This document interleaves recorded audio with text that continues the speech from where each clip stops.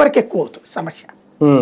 రెండోది వచ్చే సంపాదనలో మద్యానికి ఎక్కువ వెళ్ళిపోతుంది అనుకోండి, ఇంట్లో నెగిటివ్ వస్తుంది.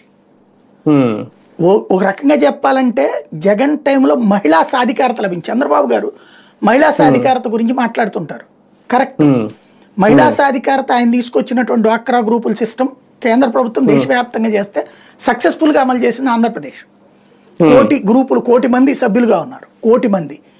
దానివల్ల ఏమైంది, మహిళలు ఒక స్వయం సమృద్ధి సాధించారు నిదానంగా. అంటే ఓ రకంగా ఒకప్పుడు ఇళ్లలో మగవాళ్ళు ఇస్తే తప్పించి దేనికి సాధ్యం కాని స్టేజ్ నుంచి అవసరమైతే మగాడికి మందుకు ఇంత డబ్బులు ఇచ్చే స్థితికి మహిళ వచ్చింది. లేబర్లో ఎస్పెషల్లీ ఆడవాళ్ళు కూలి పనికి వెళ్ళి తీసుకొచ్చి ఇవ్వడం కాకుండా ఈ డ్వాక్రాలు ఈ సిస్టమ్ వల్ల కొంత సోర్స్ ఆఫ్ ఇన్కమ్ వాళ్ళకు ఉంది. అదే సాధికారత అంటే. అలాంటి స్టేజీలో ఇప్పుడు వాళ్ళు ఒక్కసారిగా చేతిలో డబ్బులు లేని వాళ్ళుగా మిగిలితే అంటే ఇంట్లో వాళ్ళ పరిస్థితి ఒక్కసారిగా ఏమైపోతుందో చూడండి. ఇప్పుడు నేనే ఉన్నాను, నేను ప్రతిరోజు పొద్దున్నే 4ంటికి లేచి రాత్రి దాకా ఎందుకు కూర్చుంటాను 10-10:30 దాకా.